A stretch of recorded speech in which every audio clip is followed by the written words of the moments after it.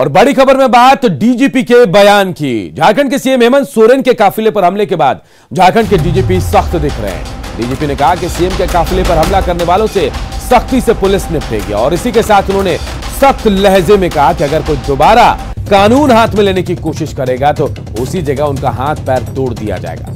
सोमवार की शाम सीएम हेमंत सोरेन के काफिले पर हमला हुआ था, जिसके बाद उनके काफिले को दूसरे रास्ते से सीएम आवास ले जाया गया था।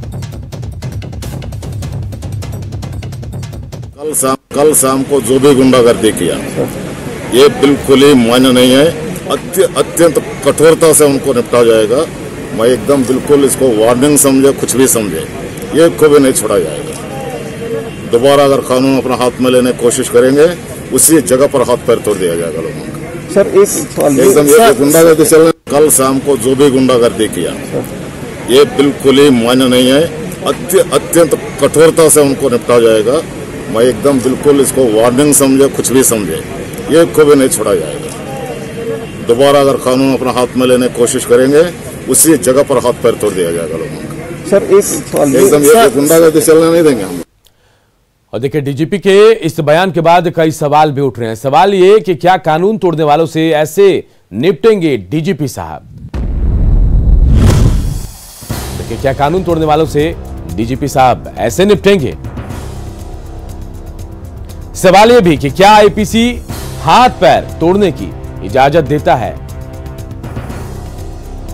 और सवाल यह भी कि डीजीपी कैसे कर सकते हैं हाथ पैर तोड़ने की बात। यह बेहद अहम सवाल है और जो डीजीपी के बयान के बाद उठ रहे हैं।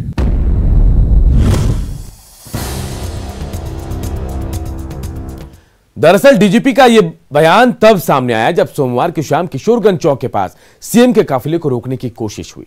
लोगों के भीड़ ने सीएम के काफिले के सामने जमकर हंगामा किया और पुलिस की बैरिकेडिंग में तोड़फोड़ की। हंगामा कर रहे लोगों के हाथों में महिला सुरक्षा से जुड़े पोस्टर थे। पुलिस ने कड़ी मशक्कत के बाद हंगामा कर रहे लोगों को शांत कराया। तो देखिए, हम दो तस्वीरें दिखा रहे हैं। एक तस्वीर जब सोमवार को सीएम के काफिले पर हमला हुआ, शाम में लोग कैसे यहां हंगामा करते नजर आए और किस बात को लेकर यह हंगामा हुआ, सीएम के काफिले को रोका गया। दूसरी तस्वीर के जरिए हम आपको बता रहे हैं। और मांझी में सिरकट्टी लाश मिली थी एक युवती की, जिसके बाद नाराजगी लोगों के सामने आई थी और किशोरगंज चौक पर सोमवार की शाम को सीएम के काफिले को रोकने की कोशिश की गई थी। पुलिस की बैरिकेडिंग में तोड़फोड़ की गई थी। और इधर डीजीपी एमवी राव के बयान पर बीजेपी नेता बाबूलाल मरांडी ने ट्वीट के जरिए हमला बोला है। अपने ट्वीट में बाबूलाल मरांडी ने कहा कि राज्य के पुलिस के कप्तान की इस प्रकार की भाषा से लोगों में क्या संदेश जाएगा। मैं तो मानता हूं कि सीएम की सुरक्षा में लगे उन पुलिसकर्मियों के ऊपर कार्रवाई करनी चाहिए जो अपनी ड्यूटी ठीक से नहीं करते हैं। किसी आंदोलन में असामाजिक तत्व आ सकते हैं, इसकी संभावना से इनकार नहीं किया जा सकता, लेकिन उसे पकड़ना चाहिए। लेकिन पूरे आंदोलन को ही गुंडागर्दी करना एक प्रकार से पूरे राज्य की जनता को धमकी है।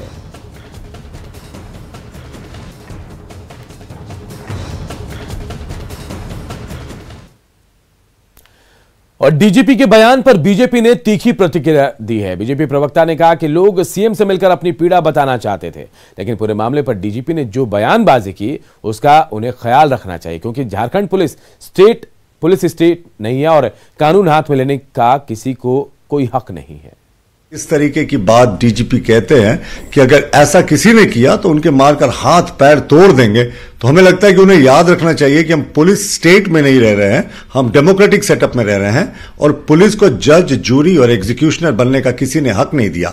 मुख्यमंत्री हमारे भी मुख्यमंत्री हैं, उनकी सुरक्षा में अगर कुछ सेंध लगी, कुछ लोगों ने बदमाशी की तो उन पर बेशक कार्रवाई करे, लेकिन पूरी भीड़ जो अहिंसात्मक प्रदर्शन कर रही थी, अगर आप उसका हाथ पैर तोड़ने की बात करते हैं तो यह कतई उचित नहीं है। जब वो डीजीपी ऐसे बोल रहे हैं तो नीचे के कांस्टेबल तक क्या मैसेज जाएगा कि जो ऐसा प्रदर्शन करे उसके मारकर हाथ पैर तोड़ दो। ये कतई डेमोक्रेसी के लिए शुभ संकेत नहीं है। अपराध को कुचलने को लेकर डीजीपी एमवी राव के बयान से राज्य की राजनीति गर्मा गई है। पूरे मामले पर बीजेपी जहां आक्रामक है तो वहीं जेएमएम डीजीपी के साथ खड़ा दिख रहा है। पार्टी ने कहा कि राज्य में अमन और कानून का राज लाने के लिए सख्ती जरूरी है। जो गुंडे हैं, जो मवाली हैं, जो लफंगे किस्म का व्यवहार करेंगे, उनको माला पहनाया जाएगा क्या? पुलिस महानिदेशक एक सख्त उनकी छवि है, और सख्त छवि होनी भी चाहिए। झारखंड पुलिस ने एक नया मुकाम की ओर बढ़ रही है, जो अभी अपराध के प्रति उनका रवैया है, अपराध के दमन के प्रति। तो आप देखेंगे जो घटना हुआ उसकी जितनी भी निंदा की जाए कम है। उस पर कड़ी से कड़ी कार्रवाई की मांग विभिन्न संगठनों ने भी की है। आप दलगत भावना से ऊपर उठ जाइए, झामुमो के अलावा भी कई संगठन सड़कों पर आ रहे हैं। रांची के ओरमांझी में युवती की हत्या मामले में पुलिस के हाथ अब भी खाली है। वहीं सोमवार को इस मुद्दे को लेकर सीएम के काफिले पर हमला भी बोला गया। इस मामले की गंभीरता को देखते हुए 2 सदस्यीय उच्च स्तरीय समिति का गठन किया गया है। इस समिति में एक सीनियर आईएएस और आईपीएस अधिकारी शामिल किए गए हैं। समिति को मुख्यमंत्री के काफिले पर हुए हमले की पूरी जांच कर पूरी रिपोर्ट जल्द पेश करने के निर्देश दिए गए। इसके अलावा रांची के उपायुक्त और एसएसपी को शुकौत जारी किया गया है। इधर इस मामले में 65 लोग नामजद आरोपी बनाए गए हैं। वहीं 30 लोग गिरफ्तार किए गए हैं। वहीं पूछताछ के लिए 50 लोग हिरासत में भी लिए गए हैं। इधर सीएम हेमंत सोरेन ने सोमवार की घटना को लेकर कहा कि घर पहुंचने के बाद उन्हें इस बात की जानकारी मिली कुछ लोग घात लगाकर पहले से बैठे थे, लेकिन उनका प्रयास सफल नहीं हुआ। उन्होंने 2 टूक कहा कि उपद्रवियों पर कड़ी कार्रवाई की जाएगी।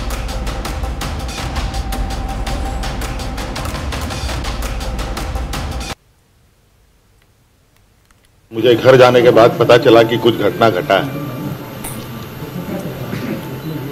क्योंकि मुझे रास्ते दिखाने के लिए लोग आगे रहते हैं। जिधर जिधर वो गए उधर उधर हम भी चले गए और मैं अपने घर पहुंच गया। और घर पहुंचने के बाद मुझे इसकी जानकारी मिली कि कुछ लोग बहुत मतलब कहते हैं घात लगा करके मेरे इंतजार में बैठे थे। और जब उनका ये प्रयास सफल नहीं हो पाया, तब ये लोग उपद्रव करने की कार्यों में लग गए हैं। कड़ी कार्रवाई होगी, किसी को नहीं बख्शा जाएगा। दरअसल रांची से महज 20 किलोमीटर दूर ओरमांझी के जंगल में हुई घटना ने झारखंड को झकझोर दिया है। वारदात के बाद से पुलिस फिलहाल जंगलों की खाक छान रही है। इसके साथ ही पुलिस ने एक दिन बाद ही इनाम की राशि को दुगना कर 50,000 रुपए कर दिया है।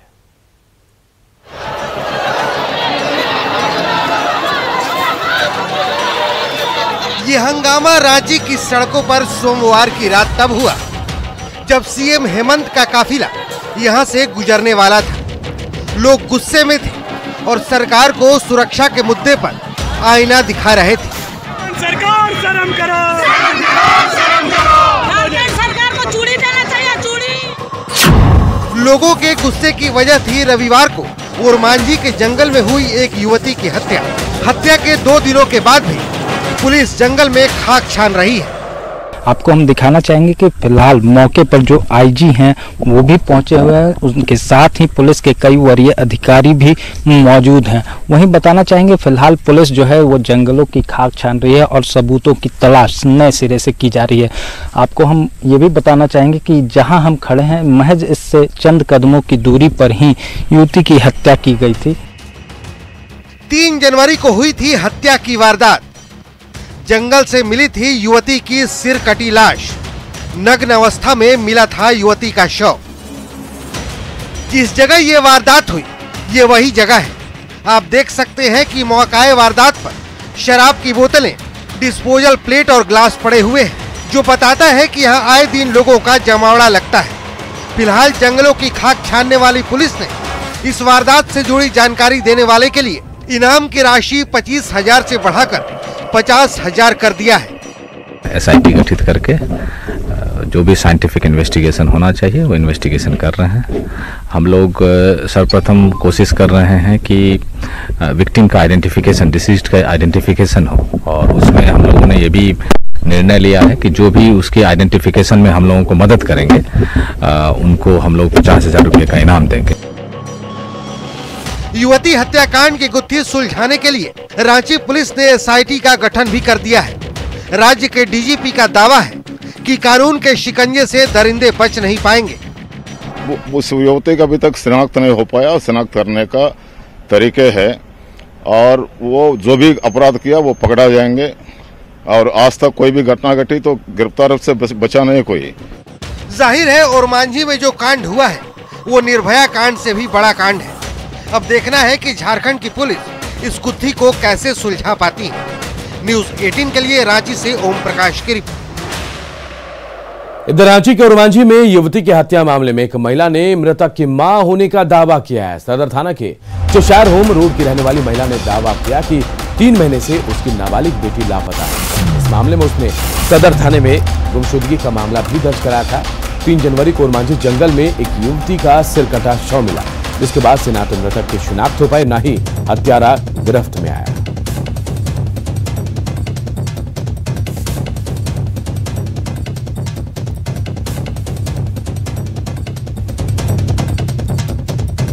रांची में अभी युवती की हत्या का मामला सुलझा भी नहीं था कि कल सरे शाम एक और हत्या से लोग सहम गए। रांची के कोतवाली थाना क्षेत्र में अपराधियों ने एक युवक की गोली मारकर हत्या कर दी। गोली उसके सिर में मारी गई। वहीं हत्या के बाद आरोपी रांची से कोलकाता भागने की फिराक में थे, लेकिन पुलिस ने तुरंत कार्रवाई करते हुए दोनों आरोपियों को पकड़ लिया। उनके पास से हथियार भी बरामद किए गए हैं।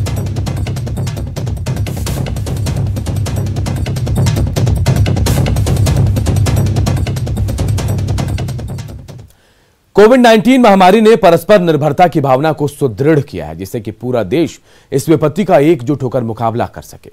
वैक्सीनेशन के ऐलान के बाद जरूरत होगी हम सभी अपना सर्वश्रेष्ठ योगदान दें, जिससे हम सब मिलकर एक साथ वायरस को हराने की तरफ कदम बढ़ा सके। और नेटवर्क 18 इस मुहिम में हर कदम पर आपके साथ होगा। जब तक सभी सुरक्षित नहीं होते हैं, तब तक कोई सुरक्षित नहीं होगा। और इसी सोच के आधार पर हमारे कैंपेन संजीवनी का लक्ष्य यह सुनिश्चित करना है कि वैक्सीन पाना सभी भारतीयों का अधिकार है।